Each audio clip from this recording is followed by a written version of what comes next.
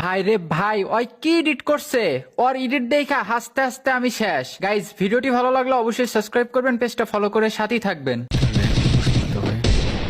1 minute, আপনি আমাকে গুলি করতে পারবেন না। কেন পারুম না?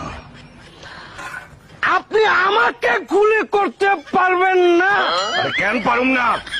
আপনি আমাকে গুলি করতে পারবেন না। আরে কেন পারুম না সেটা কও।